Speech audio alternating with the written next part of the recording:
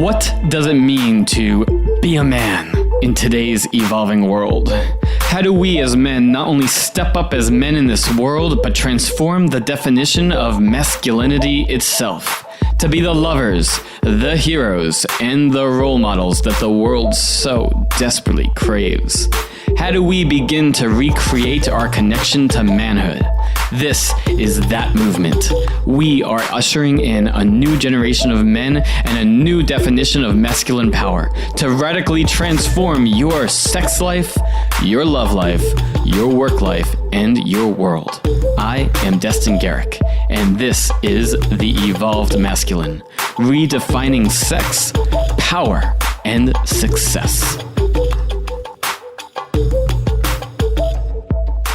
Hello everyone. As you may have figured out by now, I've lived a rather unusual life, often choosing the road less traveled, and I spent a large chunk of my life, and I guess I still kind of do, but definitely I spent a large chunk of my life very actively identifying as what I dubbed an erotic explorer.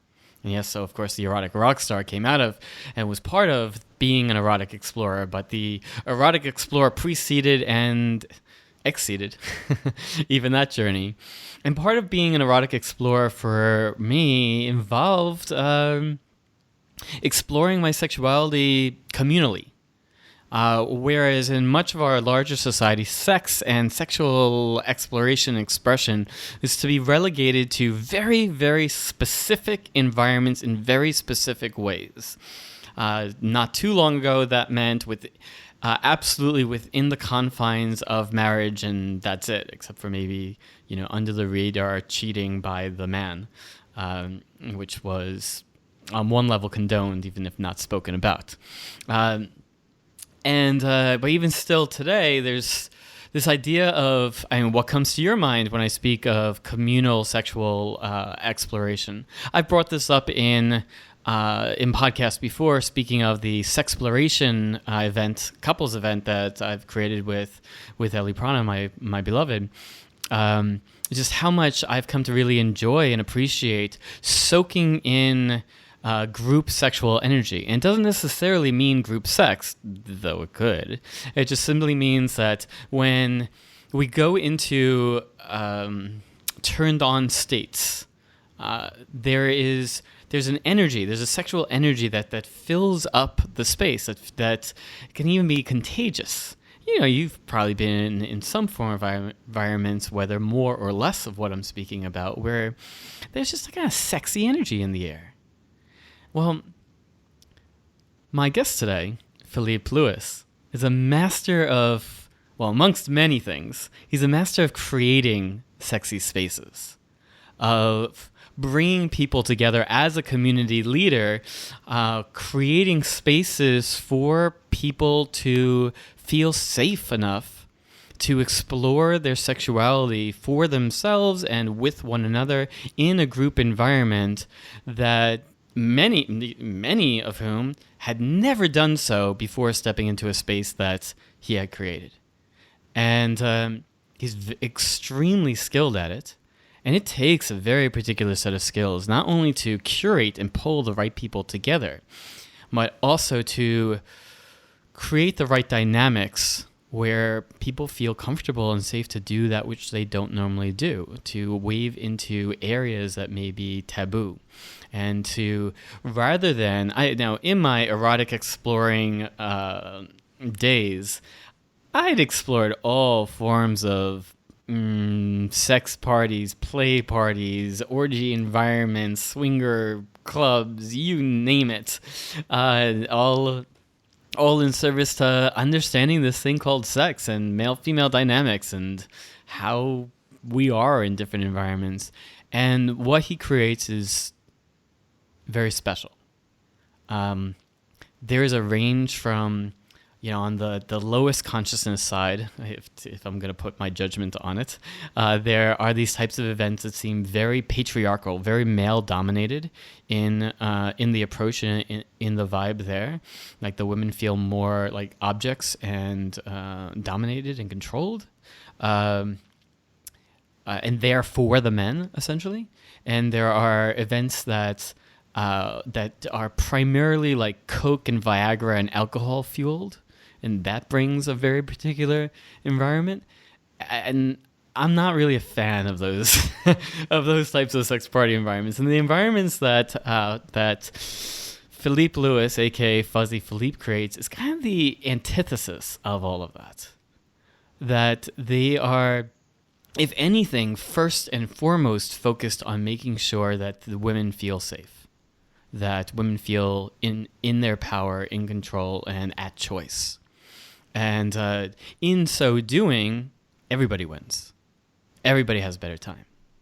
Now, that was the context in which I was really first meeting and getting to know Philippe in the San Francisco Bay Area, starting, 10-ish years ago.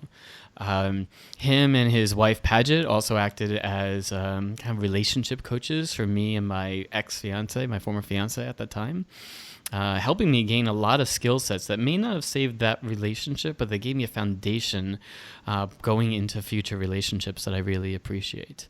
And on top of all of these things that I really appreciate about my history with Philippe, there's also the ways in which he has role modeled for me and inspired me around what it means to be a leader. That aspect of going first, that aspect of having the courage to just lay it all on the line, to put it all out there, to be willing to be a canvas on which other people, including in your community, to project onto. And some of those projections are really positive and feel really good, and some of those projections are their worst fucking shit that they haven't dealt with, that they're putting on you because you're there. And I watch him navigate it, mostly with incredible grace. And certainly with a whole lot of spaciousness. I've witnessed him, for example, just through his vibrant Facebook community, just be able to allow for people on his threads to respond to what he posts, and he is doesn't seem to hesitate to post whatever is going on for him, what he's thinking about, regardless of whether it's socially acceptable in his community or not. In fact, if anything, let it not be, so that can further a discussion, and really seems to have that courage to be willing to have arrows shot at him if it's going to further conversation and thereby serve the community. And that is a type of leadership and a certain kind of sacrifice that I really admire. And his willingness to have those in his community sling arrows at him, call him every name in the book, smear him in a variety of ways for not necessarily believing the same thing that they do, or not coming at it from the same way that they do. And still, I never see him respond with anger. I see him just continue to kind of show up with love for this person. I don't just mean like, what do you mean by love? Just allowing for that person to have their process, whatever it is, and to feel about him however they feel about him, and yet stand in his truth, but not be combative either.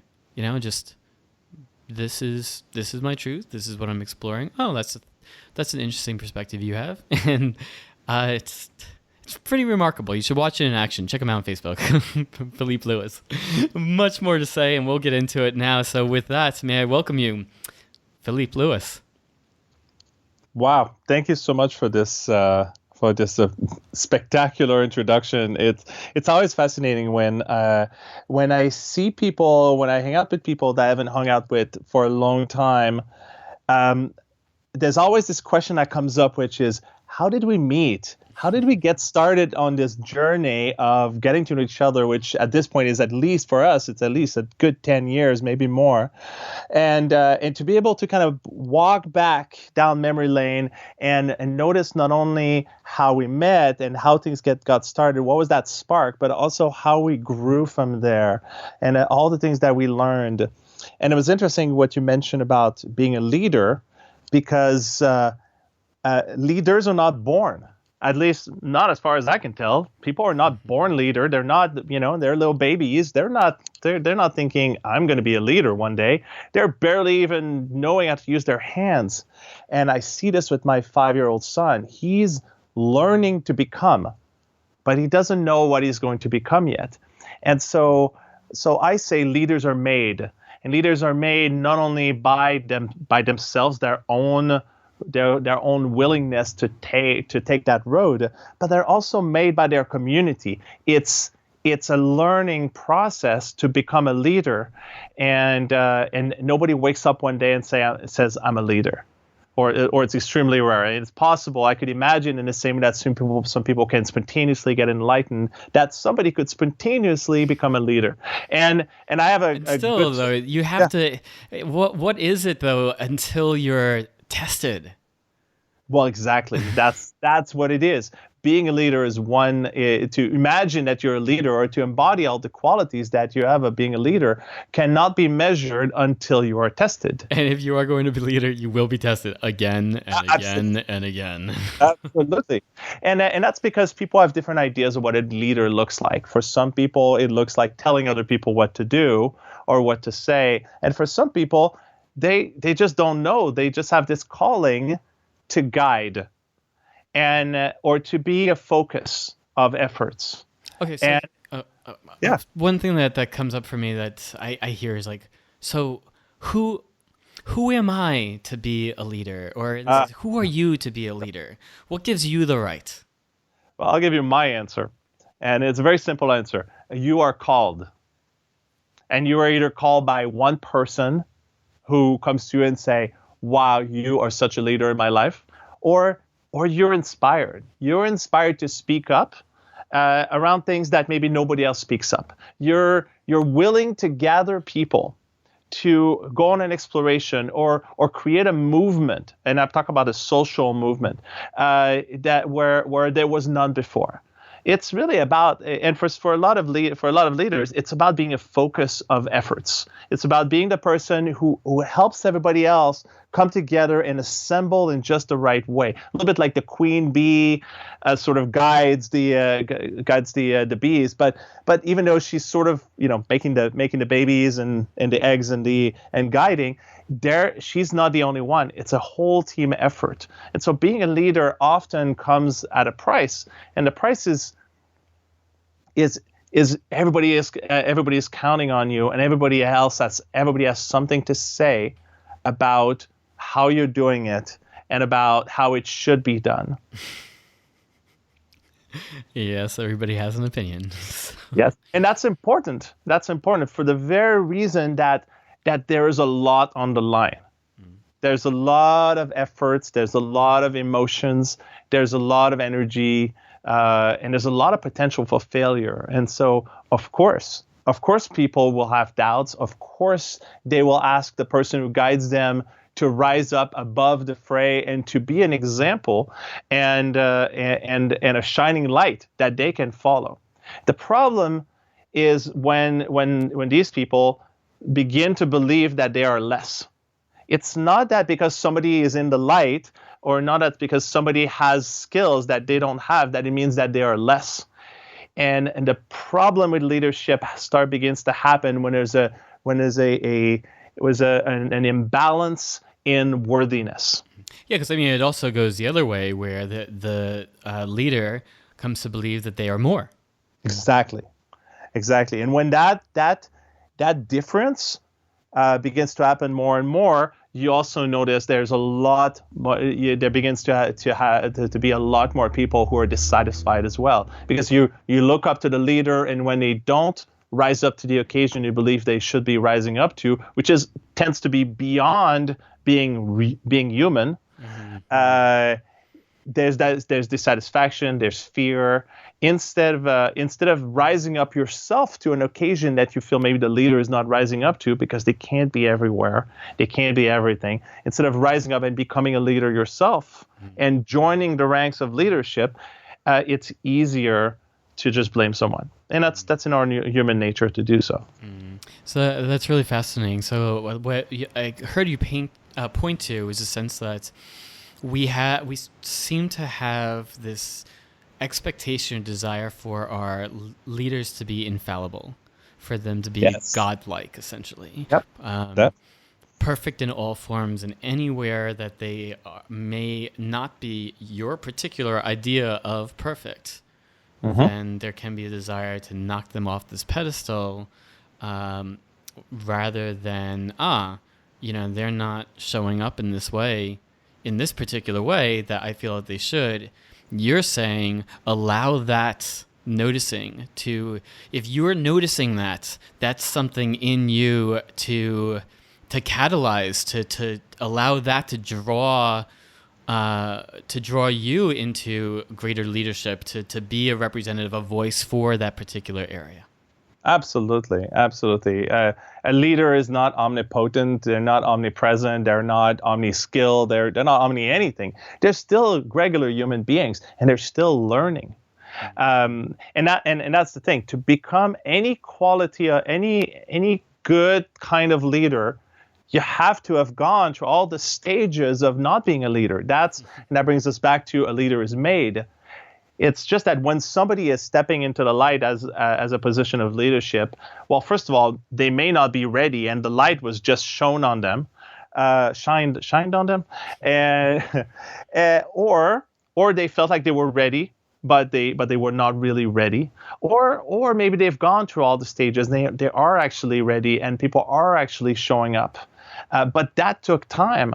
And what most people don't see when they meet a leader is all the stages that happened before, and the whole growth process and the tears and the difficulties. Because if you have a leader who cares, that leader will be impacted by the opinions of others. Mm-hmm. They will be impacted by the tears. They will be impacted by the misgivings. You want that in a leader. You want the leader to welcome the expression of others as something worthy of being considered and validated. It's the leaders who don't care, the sociopaths, the psychopaths, the narcissists like Trump, for example, who don't care, or at least don't seem to care to the degree that we're able to see it. And because they don't care, they're actually not very good leaders. They're not connected to their people. How can you be a good focus of people's efforts and intent if you cannot feel them and be impacted by them? Okay, so I gotta pause you there for a brief moment, because the Trump thing's come up in the past 3 interviews that I've done. Sure. But the way, well, yes, the majority of people who listen to my show and are drawn into my world don't have the most positive viewpoint of Trump. I am certain of that. I also know that it's not universal amongst my audience. Yeah. And for those who are what we'll call true believers of Trump, they would not agree with what you just said.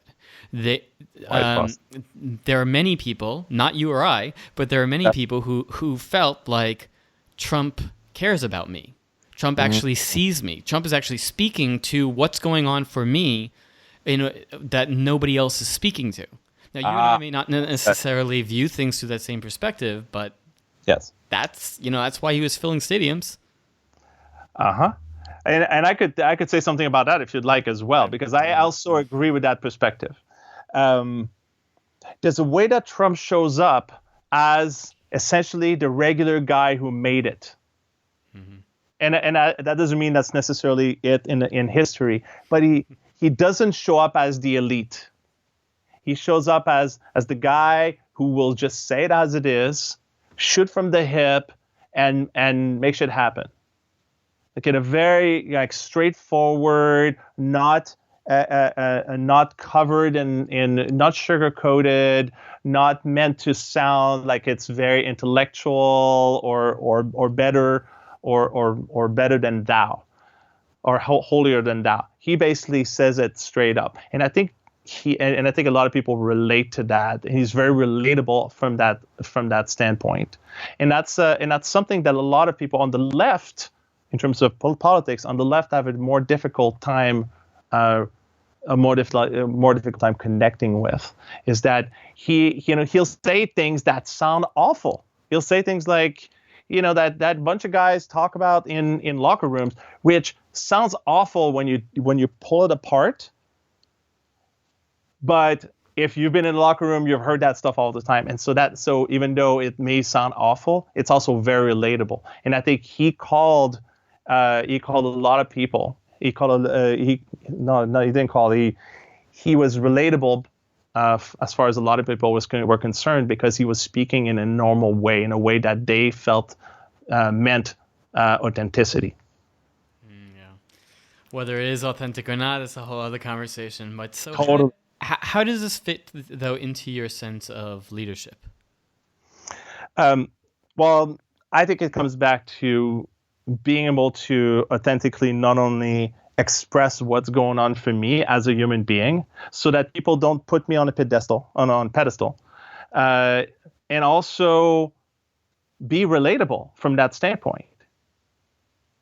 So if I tell people this is my experience as a leader and as a human being at the same time, then they'll realize, oh, right, being a leader doesn't allow me to become less than human. If I become less than human, then I'm no longer related to all the people that I'm connected with. And you see a lot of movies about people becoming a leader or becoming a rock star, and their best friend says, hey, dude, we never see each other anymore because you're all that and I'm not.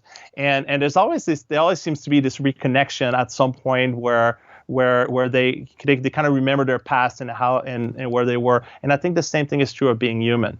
I think being able to see each other's humanness is the greatest quality that we can bring to one another in relationship. And by humanness, I could mean being able to see each other's inner child, being able to see each other's in our suffering, in our which is what compassion is. It's about basically feeling in the other person's suffering, if I understand correctly. And so to be able to connect with people in our shame, in our suffering, in our humanity, and not just in our joy and our success, allows us to connect well, and as far as being a leader is concerned, allows the leader to guide the people that they're guiding or leading much better. What if this was the new normal in your sex life? Hi, I'm Destin Garrick, masculine empowerment coach and creator of enticingdesire.com. And I'm here to tell you that yes, all of this is possible and more. Learn to become the lover that women remember, the one that she brags about to her friends. Head on over to enticingdesire.com to claim your free 24-minute introductory training to becoming the best lover she's ever had. I have 19 years of education, training, and experience in the field of sexuality, and I can tell you that I have seen complete transformations in men from the application of the simple principles presented in this video. Increases in confidence, performance, and satisfaction. With no pills required, no tricks, no gimmicks. This is an introduction to an entirely new way of being that will spark her authentic craving for you and your body. Head on over to enticingdesire.com now and evolve your sexual consciousness. So as a leader of your community, you're San Francisco Bay Area, like progressive bastion within the world, really.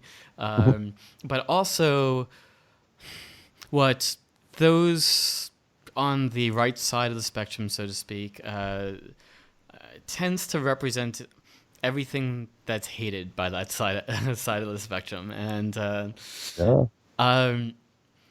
what do you see from your position as to what's going on between men and women today, and particularly the set of challenges that boys and men are facing in the 21st century, and how do we navigate it? Wow, that is a big question. It's a short yet big question with a potentially really long answer. So I've already mentioned I have a 5.5-year-old, and being a parent has been one of the most difficult, transpersonal, yet enlightening experience of my life. There's nothing like being forced. To a good degree, if you have integrity, then it sometimes feels like being forced to take care of someone who essentially completely depends on you for their reality and their survival. It causes you to evaluate everything that you allow them to come in contact with as, wow, is this what I want my son or my child to experience? Is this what I want them to grow into?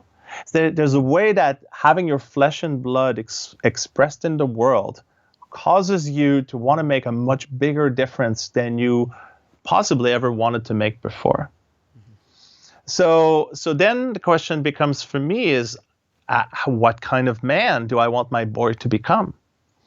And already he's in kindergarten, and already I see him starting to establish what is normal for boys and what is normal for girls. Even though we never really told him personally, but in school, it becomes very obvious. And then from there, I ask myself, what are the messages that he's getting about what is it like to become a man, the right kind of man, quote unquote. And of course, we're living in the Bay Area, which is the bastion of social change, if you want to call it that way, or the bleeding edge of social change. And I see a lot of options. I'd see he has a lot of more options than what is available out there. But one of the things that I notice also is that there is a way that the world, and I'm going to say men and women, in this case, men and women interact with boys and men that reinforces patriarchy. If you look at patriarchy as a... Yeah, let's define that. Oh, okay. How about I let you define that? So this way I mean, I could try. I feel like it has to be yours because, I mean, everything that you're speaking is based off of your definition of it.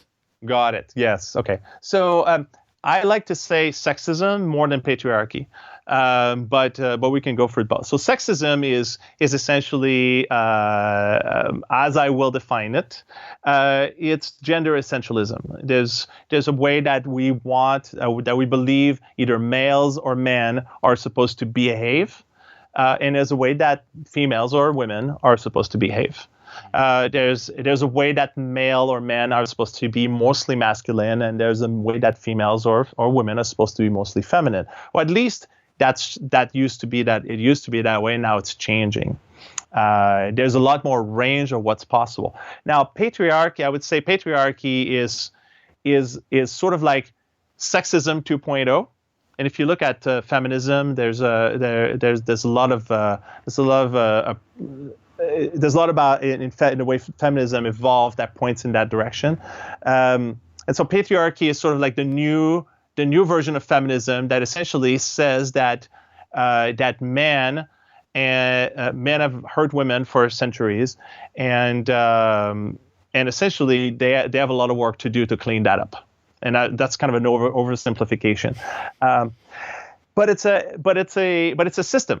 And I think everybody will agree that that patriarchy or sexism is a system. And by a system, what I mean is that for it to work, all the gears have to be there. If you take one gear out, the whole thing falls apart. The thing about dismantling, which is the equivalent of removing some of the gears in the system, is that you can't just remove a whole gear. It's a slow process of transformation where more and more people begin to behave a different way, which causes backlash to the backlash, and then it's sort of it's almost like so if you can imagine a group of people all piled up on each other like a puppy pile, they're all kind of chilling out. If one person moves, the whole pile just kind of shifts around.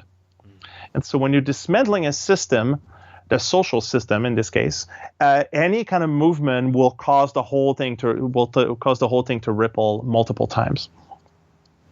And so patriarchy, as it's being defined, is that it's really all about men and all about men doing bad things, and of course women being victims. And that's a particular view on sexism. But the tricky bit is that you can't just stop the whole thing in its tracks.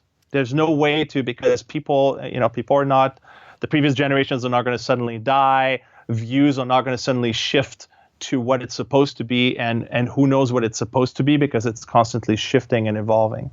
And so then we have men and boys, and also to a great degree women and girls. And I'm not going to say which one is most, because I don't know, and it doesn't matter, is that they're all caught in this system where gender, the concept of what gender roles and how to behave with one another is supposed to be. That's evolving, that's changing. And I would say in the bastion of social change, that is the Bay Area, maybe it's on the very edge of what it's changing, and maybe other parts of the world and other parts of the country, it's a little bit behind. And when I say behind, I don't mean in a bad way. It's just that we're all at different stages of development, whatever that looks like. Okay, so there are a couple of things that you've said that I don't even want to challenge. One, your definition of patriarchy, I guess I view it a little bit differently. It's very similar, but a little bit differently. That I think of patriarchy as the larger system, that a larger system that has prioritized men and masculine virtues over women and feminine virtues. And within that, men and women have helped perpetuate that system in a variety of ways throughout time. And that system has led to a suppression and repression and often lots of violence against and death of women and girls throughout the world, throughout time, as a result as well. And that with that system of patriarchy, some look at as like just the ways in which men benefit and women are hurt by it. But I personally believe we're all very much hurt by it, especially at this point in time in which it has been so out of balance for so long that to not embrace the feminine, to me, is basically saying half of divinity itself, fuck you. All right. It's like saying that's worthless. That part is meaningless. This is the only part, and that is exactly what we've done with the Judeo-Christian and Islamic religions. We have a male god. The God itself is man, is male, and I do think that the notion of how we view our God says everything about who we are as people. And just as I think that part of this shift in humanity or in consciousness involves a shift in relationship to divinity, including an embracing of both masculine and feminine aspects of the divine. But that's me getting into my spiritual end of it. I was going to say that's a very spiritual standpoint, which is actually really great, because it gives, because you can look at civilization and society through a spiritual lens, and I think it's very important that we do, because I see spirituality as sort of explaining the things that we, or either not necessarily explaining, but sort of allowing us to be or explain the things that are still mysterious to us, that still don't necessarily make sense, because we haven't been able to really intellectualize it yet. And there are things that just are not intellectualizable, if that's a word. Having said that, I was reminded as you were speaking to what do I do with my boy? Like, I could tell him about spirituality. I could tell him about God being a man and that shouldn't be, but he would say, why? Right? Because he doesn't have a sense of this versus that. Right? What I am looking at within my child is, what is my child going to lose as he grows up? What is the essential innocence that is going to be lost? Like, if he is innocent, or still fairly innocent, because he's only 5 and he's in a really amazing school that's super diverse and super accepting of just about anything, and they don't even say that's easy. to each other. They say, that's less difficult. They little simple things like they're learning emotional intelligence. It's amazing, an amazing little school that's really doing it right as far as we can tell. So I'm thinking like he's gonna be more and more in the world, and there's gonna be a loss. There's gonna be something in the world or some things that are going to begin to tell him how the world works. Some people have mentioned I've seen a documentary called The Masks that we live in, and it's about boys becoming men and how they're impacted. And then Borg culture, the concept of Borg culture comes up. And I've seen people ask like, well, should I teach my son about Borg culture, or should I insulate them from it, crossing my fingers and hoping they never have to deal with it? Good luck with that. Right. Well, now I'll say this because as a boy myself, when I was a boy, I sort of like kept to a small group of boys. We were mostly nerds and geeks, and we mostly just kind of did things that would qualify as boy things, like playing Dungeons and Dragons and other geeky and playing with computers. But I feel like to a good degree I insulated from the standard Borg sort of the rape culture and Borg culture that was out there. We were too shy to really hit on girls, and so we didn't do a whole lot of that, and didn't learn from our friends how to do on that because our friends didn't do that. So just to give you a sense that when I moved here, I felt fairly insulated from. Yeah, you were also not raised in America, right? No, I was raised in Canada, which is different, but somewhat similar. I mean, I would say there's a Borg culture in Canada, and it's different. It's also, Canada feels also less racist, but I'm sure it is racist anyway to a good degree. It also felt less sexist, or I grew up in families that felt less outwardly sexist. But every time you start talking about more sexist, less sexist, there's always somebody who's going to come at you and say, well, that doesn't matter. It's sexist or it's racist. And when I look at my boy, who's what I'll say, I don't feel like he's really stuck in what I call the muck of patriarchy yet. But I can tell you, chances are he's going to become more and more stuck in that muck. And I say muck because it comes from a children's story called the Stuck in the Muck. There's a children's story where this duck gets stuck in mud, and then he's trying to get out. And it's a really good picture, right? You're kind of like dirty with all this patriarchy stuff that's sticking at you, and you're trying to get it off of you because you want to be a good person. Whether you're a man or a woman.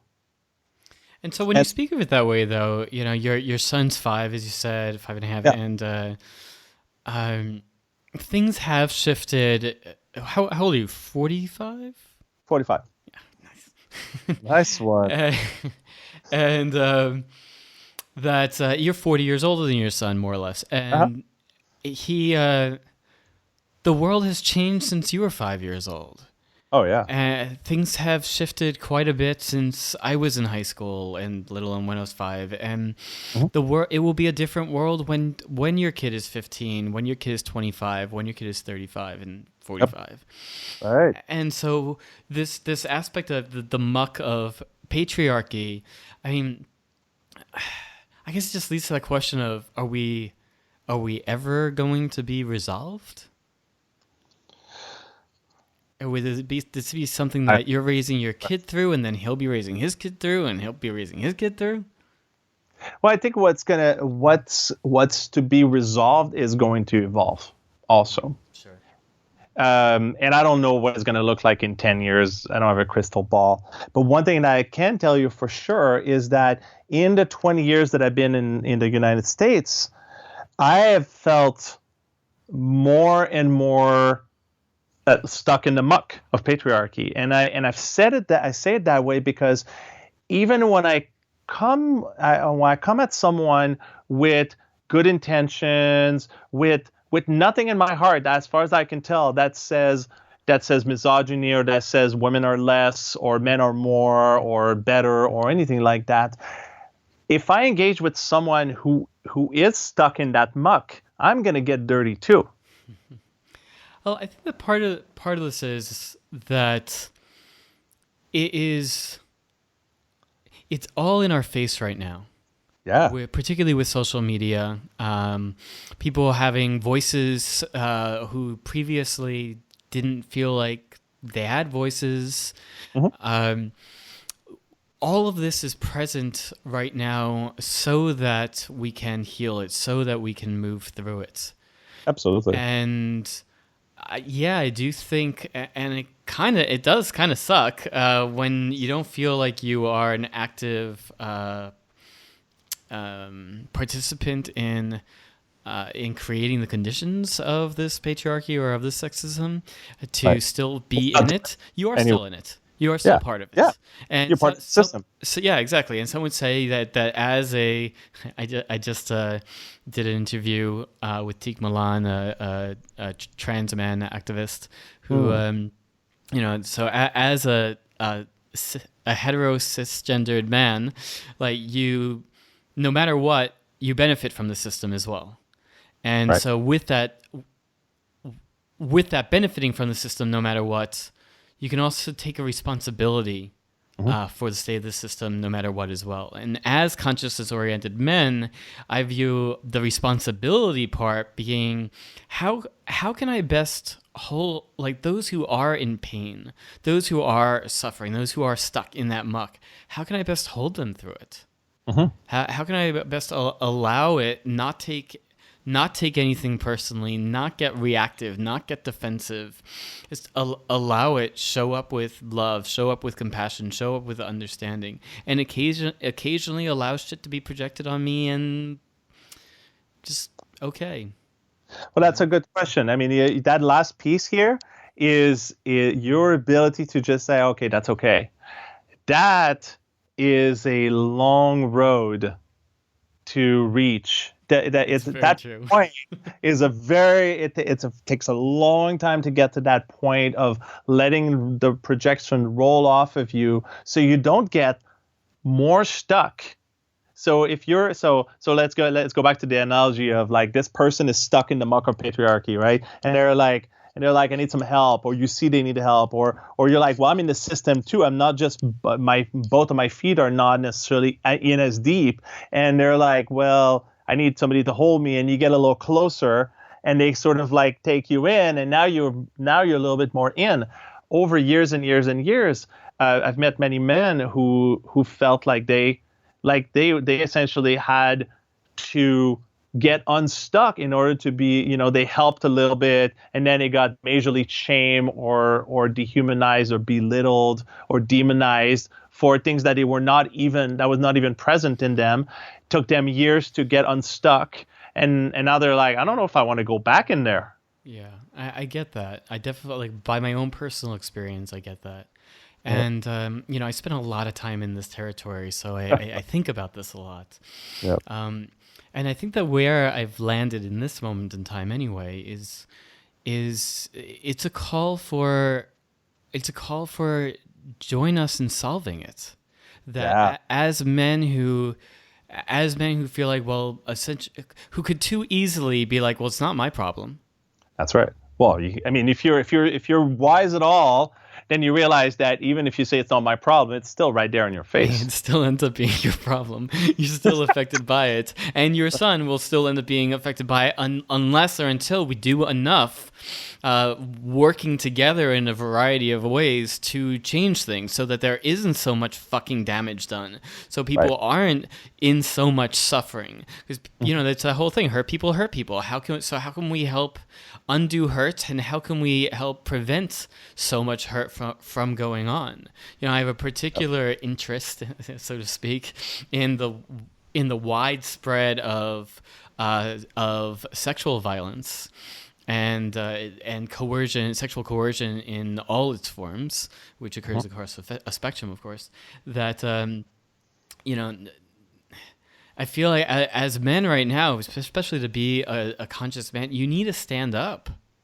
Yep. You need to be part of the voice of this is not acceptable. Right. There is a line that has been clear, that now has been clearly drawn in the sand, and will not ever be acceptable again. And I think since the Trump thing was brought up at the beginning, this is one of the things that was so hard for many women that I know particularly, but myself as well, is this sense of, especially women I know who have suffered at the hands of men who talk the way that Trump has talked and done the things that Trump speaks of doing, a sense that the American, this interpretation of the American public basically just said, it's okay. Right. And so what do we do now from here to continue to further the voice and the insistence of no, maybe at 70 years old, when you were a young man, that was tacitly acceptable. It no longer is and will no longer be tolerated. Yep. So here's a question for you. How do I tell that to my son right now? Because for him, oh, sorry, go for it. Well, I'm not yet a father. This is an area where you've always been a bit ahead of me, being 6.5 years older than me. When I met you in the Bay Area, I saw that you were a leader of the community. I didn't identify as a leader yet. I was still very much trying to figure out who the fuck I am. And you, I saw you as a man of solidity, and definitely looked up to you in that regards at that time. And now since then, I have grown into something that I don't even think I could have imagined at the time. And so amazing. And so likewise still, I mean, I'm thinking about my kids, or certainly my kid. But I know that there's so much that's a mystery for me until I'm actually a father, until I'm actually going through it. Well, let me sort of answer my question really, because it was kind of a leading question. It's not necessarily unfair because I was kind of curious what you would answer, but I can give it a go. Yeah. What would you tell him? Well, for starters, it's watching him and his behavior, and making sure first and foremost he knows he has a core belief in his bodily autonomy, that nobody touches him if he doesn't want to be touched. Yep, he's got that. And likewise, if somebody tells him no, or stop, or don't touch me, boy or girl, that he listens. I want to teach my child emotional intelligence. The ability to sense, to feel, to know what's going on with somebody, whether or not there is verbal communication. And then if I see that being violated at all, regardless, but if I see it being violated at all, like towards a girl in his midst, or if I get to see him in a situation like on the playground or whatever, and there is a boy with crossing boundaries with another girl, not necessarily sexually, but just physically speaking, where there's a no that's not being listened to, or some form of bullying or transgression of some sort. I don't know. I think that I would encourage him to interfere, essentially, to stand up in the situation. That's great. Again, right now it's intellectual. I know it's going to be a very different situation when I'm actually have this relationship to my boy, and how these things really play out.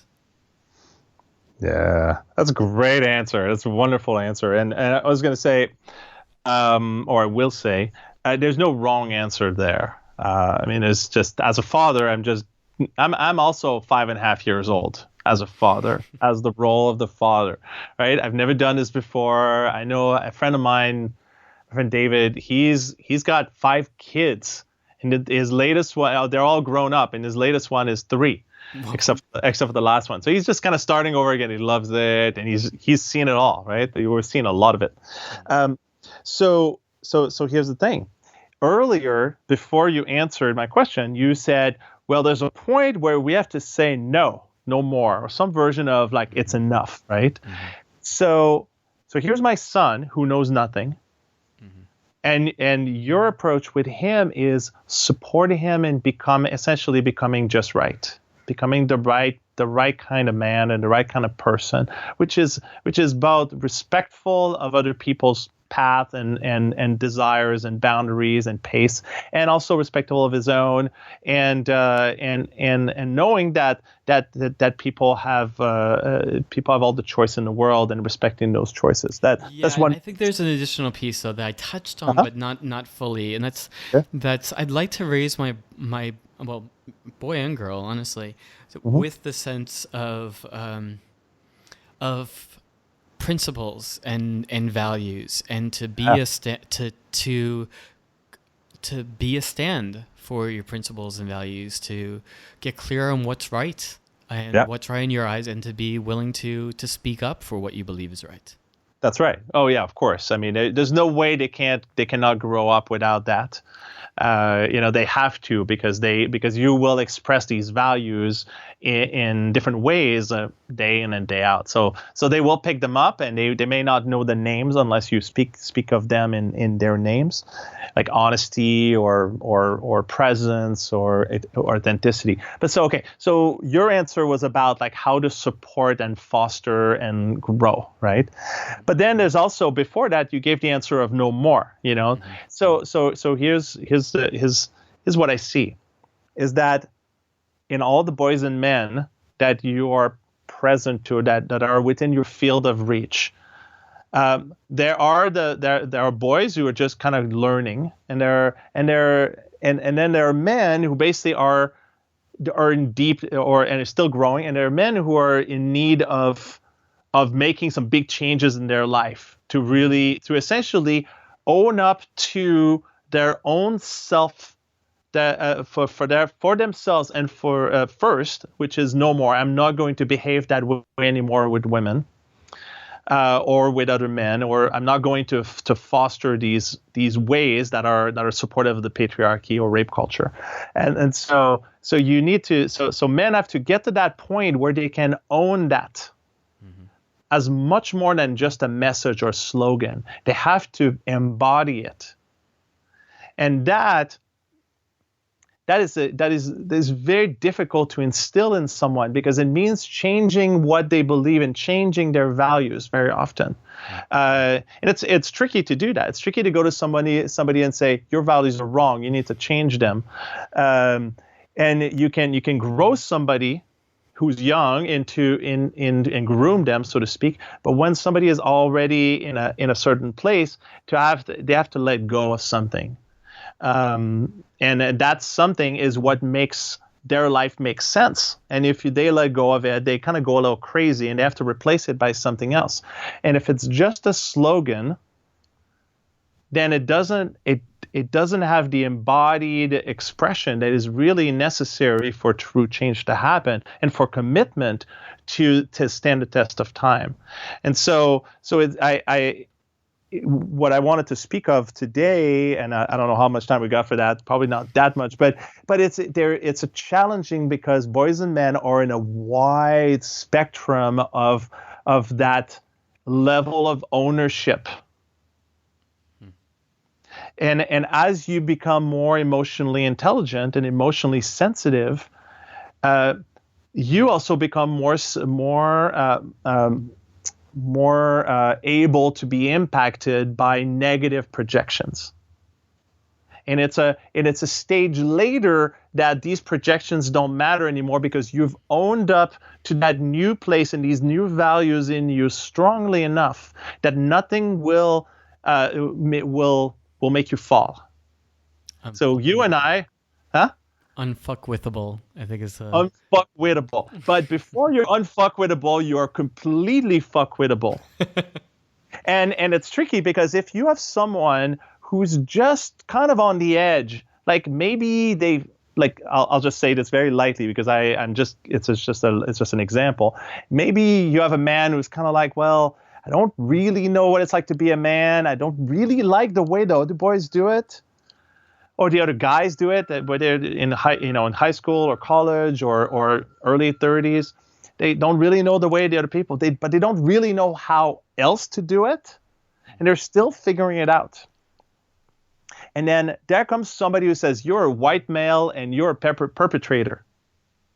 Now, the other person who's currently in that fuckwithable state is going to much more likely believe that other person who says you're a perpetrator and you're another expression of patriarchy and you will rape me the first chance you get. And when you're in that fuckwithable state, which is a very, very, very turning point, it's because as a man, the society wants men to become more sensitive, but then men become more sensitive, and then they get the impact that either they've caused or other people are associate them with having caused, and that's a big challenge for men to change. In that fuckwithable state, to reach the unfuckwithable state is incredibly difficult. And there's people like you and me who are leaders in that realm who basically say, no, there's a stage beyond that. Don't stop. Mm-hmm. Don't listen to everyone. Yes, their opinions matter because maybe they've been hurt, but that is not the essence of you. The essence of you is stronger than that and can make a bigger difference. Yeah, and I can map this across my own journey. And before I was unfuckwithable, I was definitely fuckwithable because as a very sensitive man, I would feel it all. Yeah. And as a man who dove into these different areas, I mean, I have had it all projected onto me in different ways by different people, including people I deeply cared about and by women. Uh-huh. And it was incredibly painful to feel somebody's pain or suffering or have it thrown at me where I didn't understand what was going on. Yeah. I didn't understand what I did wrong. I didn't understand what was wrong with me. If there was anything wrong with you. Yeah. And here's the clincher around this is that men who are on this path of becoming good men, I'll say, versus bad men, it's very simplified, but let's just bear with me for a second. The men who are on this path of becoming good men will find very few allies nowadays. It is more and more, but there's very few. First of all, it's not written on people like I'm becoming a good man. Oh, you too? Awesome, you're a peer. And then we're on the same journey. But there's also the rest of the world who doesn't care one bit about a man becoming a good man.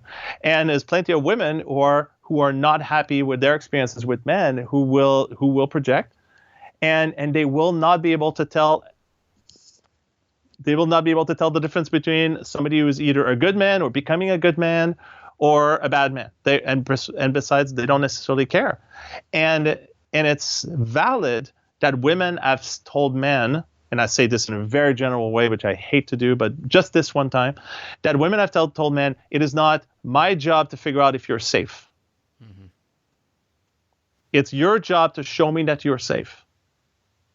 And it's extremely difficult for men who are trying to figure out what is it like to be a good man, and how do I juggle all these different internal shifts that allow me to become that over many, many years with all the setbacks and all the projections so that I end up on the other side being somebody like maybe somebody like I have become or you have become or anybody else that they can look at as a role model. But it's not just about role models. It's about them becoming their own, basically the leader. Mm-hmm.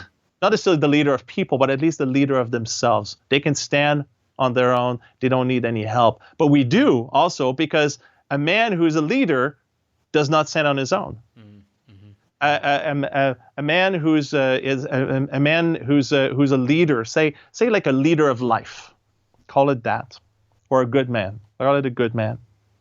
They know that being interdependent is actually a good thing. It keeps you connected. It's not about being independent and alone. It's not about being a lone wolf. It's about being connected to all the people around you. It's not about how many women you can fuck.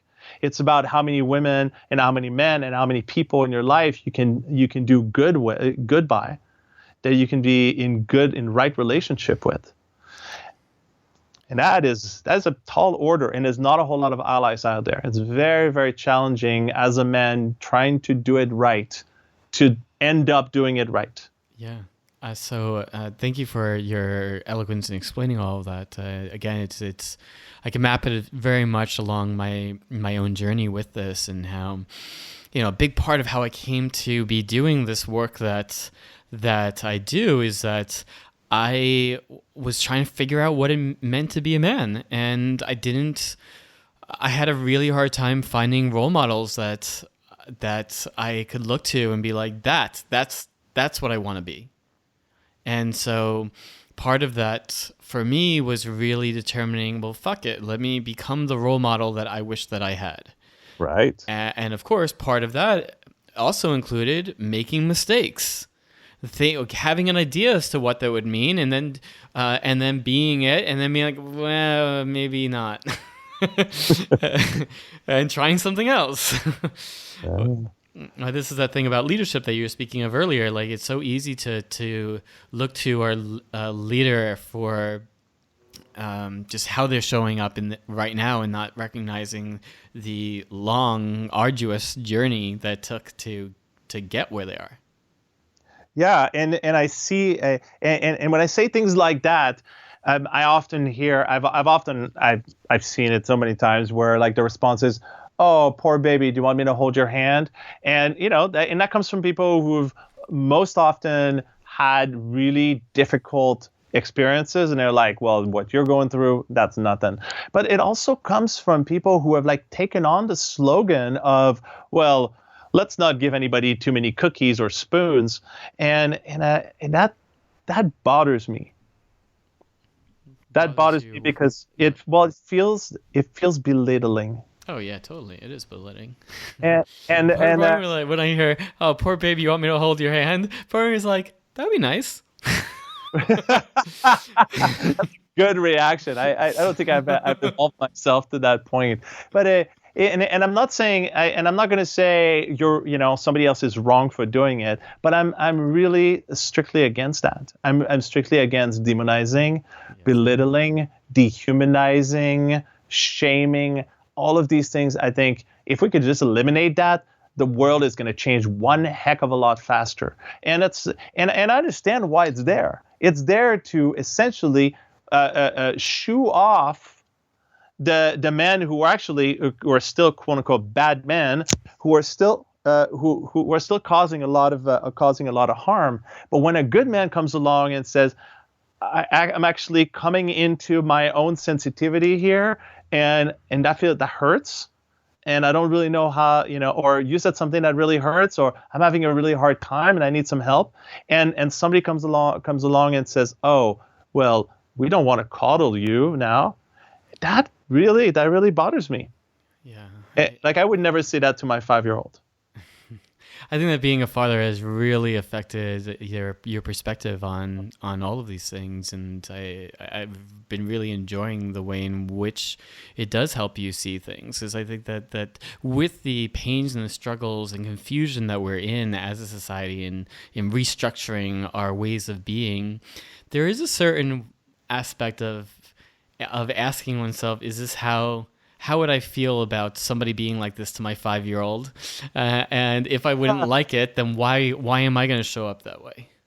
Yeah. Yeah, and I've seen one of my teachers, Francesca Gentile. You probably know her. Absolutely, I love that woman. Oh man, I've known her for longer than most people in this community. There was a Temple of Ishtar at Burning Man, I think 2000, I think 2001, long time ago, and she'll often say, somebody, if she hears something she doesn't like or she's having a hard time, she'll say, wow, my little girl's having a really hard time right now, or she's kind of crying right now, or she's pouting, or she'll speak for her inner child in a really, really clear and conscious way, so it doesn't so that people get that there's a younger part of her that's hurting, or that's having a hard time, or that's happy, and she'll even use a slightly different voice, and I think that's very useful, and I think that can be really good for men to get in touch with their inner child. And then whenever I speak to a man and they're kind of upset about something, I often say, so how old do you feel right now? How old do you feel right now? How old do you feel? And I'll say it very gently, not, no jokes. I'll just be like, how old do you feel? And they'll take a second and kind of check in and, clearly ask themselves, right? And then they'll say things like, I feel like I'm 5 or 6. Wow. Never realized there was that part of me that feels so young. And then we'll have a whole conversation about who that inner child is. Sometimes it's very similar to how they were when they were really young. And sometimes it's different.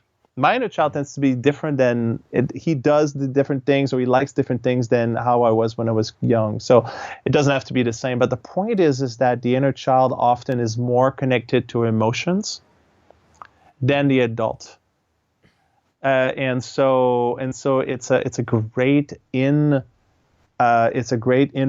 into a man's heart, is to get them in touch with their inner child. And if you want to get an inroad into their body, so they're more embodied, then you connect them to their inner animal. You're like, oh, if you were an animal right now, which animal would you be?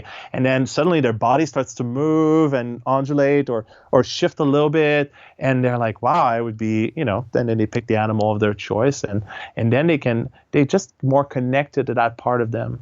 And so it allows men to be more embodied and more in their heart. So when they're engaging with others, they connect from that place, and that immediately changes their relationships. Thank you. I really appreciate that. I always like it when our guests give a new tool for our listeners to just start to explore. So I do invite you listening to explore that, try that on, just to see how that affects you. If it works for you, wonderful. And if it doesn't, just leave it. All good. Yeah, no big deal. Yeah, especially if you're upset and you're like, why? I should not be upset about this. Well, ask your inner child, and see what happens. So thank you, Philippe. We need to wrap up. What would be the best way for our listeners to find out more about you, to learn about working with you, or anything else you want to share with them? All right. You can go to my website is www.exquisite.love. They have .love extensions. I love it. Did not know that. I know. They're a little bit more expensive, but they're so worth it. They're so good. So exquisite.love, and you can go and find out about my coaching, about my classes, about the different projects that I have, and about the different kinds of offerings that I have for men, women, and couples as well. And you can always contact me. I'll do a free introduction session for 30 minutes, so we get to meet each other and chat, or be on the phone and kind of get a sense of if we're a good match. It doesn't always happen, and that's okay.